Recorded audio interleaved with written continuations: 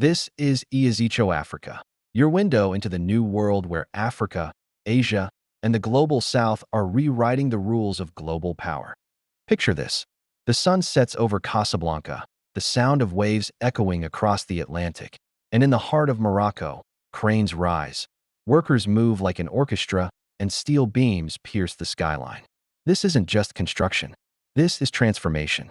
Two of the world's most powerful nations, India and China, longtime economic rivals, are joining hands in a partnership no one saw coming. Their mission? To help Morocco build one of the most advanced stadiums the African continent has ever seen, a structure that will serve as the crown jewel of the 2030 FIFA World Cup. It's more than football. It's a signal to the world. Africa is ready, and the global south is shaping the future together. The road to this moment began years ago, deep in Morocco's journey toward modern transformation. For decades, Morocco had dreamed of hosting a World Cup. Its bids in 1994, 1998, 2006, 2010, and 2026 all ended in heartbreak.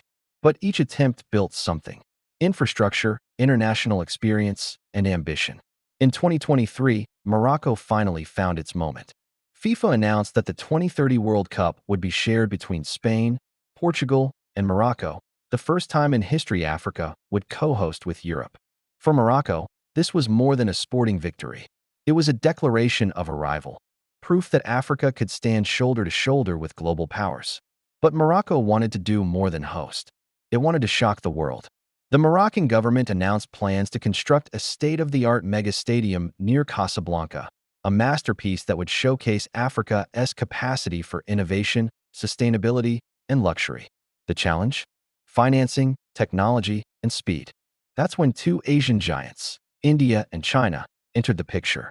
India and China, two nations with centuries of rivalry and decades of competition, agreeing to collaborate in Africa? It sounds like a movie plot, but it's real. Over the last 20 years, both countries have built deep ties with Africa. China led the way with massive infrastructure projects: roads, railways, ports.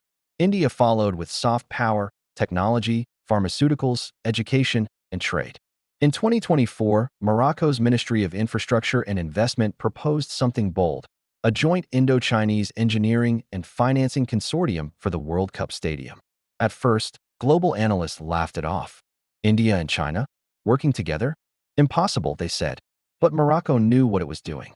Instead of picking one partner and alienating the other, it proposed a shared model, where India and China could each play to their strengths while Morocco maintained control. China would handle the massive-scale construction and structural design, while India would lead project management, sustainability systems, and digital integration. By mid-2025, the deal was sealed. Representatives from Beijing, New Delhi, and Rabat signed the Tricontinental Stadium Partnership Accord, a historic document marking the first major infrastructure project jointly led by India and China in Africa.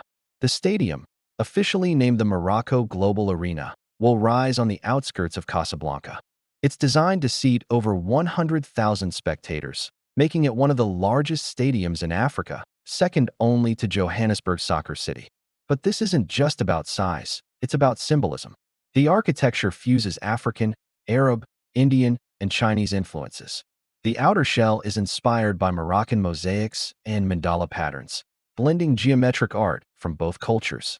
The roof design draws from Indian temple domes and Chinese lotus symbolism, representing unity and peace. The stadium will be 100% solar-powered, using photovoltaic panels supplied by Indian and Chinese green energy firms. It will use AI-driven crowd management, developed by Indian tech companies, and prefabricated steel modules manufactured in China. Every corner of the design tells a story of cooperation across civilizations. Even the seating layout has cultural meaning. The north section is decorated with African motifs, the east with Indian colors, the west with Chinese symbols, and the south with Moroccan calligraphy, all meeting at the center, symbolizing global unity through sport. Building a mega stadium costs billions. But instead of relying on Western financing or IMF-backed loans, Morocco structured a Global South Investment Fund. China's Asian Infrastructure Investment Bank, HIB, contributed 45%. India's Exim Bank and State Bank of India covered another 35%. The remaining 20% came from Morocco's Sovereign Investment Authority and private North African investors. This financing model became revolutionary, an example of how nations of the global south could fund their own future without Western dependence. The deal also includes technology sharing, meaning that once the stadium is completed, Morocco's engineers and students will have full access to blueprints, systems, and maintenance training. That's capacity building, the kind of empowerment that turns a project into a long-term legacy. The 2030 World Cup will be historic. It marks 100 years since the first tournament in Uruguay. It will span 3 continents: South America, Europe, and Africa. For Morocco, this is a once-in-a-lifetime opportunity to showcase the modern Africa, tech-driven, confident, and united. Hosting matches in the new Morocco Global Arena will make global headlines. This isn't just about football. It's about proving Africa's ability to create, innovate, and lead. The involvement of India and China ensures that the stadium won't just be visually stunning. It will also be a technological marvel: smart seats with real-time data monitoring, AR fan experiences, renewable energy powering the entire venue, AI for traffic and crowd control. It will redefine what a World Cup stadium can be, and it's being built in Africa. The world's reaction was immediate and mixed. Western media outlets described it as a surprising geopolitical handshake. Some analysts said it showed a post-Western world order emerging. From Washington to Brussels, there was visible unease. The U.S. had long used sports diplomacy to expand its influence, but here was Africa, working with Asia to create something monumental without Western capital. Meanwhile, across Africa, leaders applauded Morocco's move. From Nigeria to Kenya, commentators celebrated it as a new chapter for South-South cooperation. African youth saw it as proof that their continent was finally stepping into global leadership on its own terms. Even international football icons joined the conversation. African stars like Achraf Hakimi and Mohamed Salah praised the vision, calling it a bridge between worlds. And beyond sports, economists noted that Morocco's partnership could trigger a wave of similar collaborations, where Asian innovation meets African ambition. India's interest in Morocco is part of its broader Africa 2030 vision plan, a strategy to expand cooperation in infrastructure, renewable energy, and digital transformation across Africa. For India, this project cements its role as a reliable, non-imperial partner, a friend who empowers, not dominates. China, meanwhile, sees this as part of its Belt and Road 2.0 initiative, which focuses on sustainable and joint projects rather than debt-heavy megastructures. For Beijing, joining hands with New Delhi and Morocco sends a clear signal to the world. Asia can lead together when the goal is progress. Both countries gain soft power and a positive image as allies in global development. More importantly, both nations gain access to new African markets, trade routes, and diplomatic goodwill. This partnership between India, China, and Morocco represents something much bigger than a stadium. It represents the maturing of the global south. For decades, Africa was seen as the receiver, the continent waiting for aid or loans. But now, Africa is setting the agenda, choosing its partners, and building its own path. From Addis Ababa to Accra, leaders are watching Morocco's project closely. If successful, it could spark a wave of Africa-Asia joint ventures, railways, ports, tech hubs, and renewable energy cities.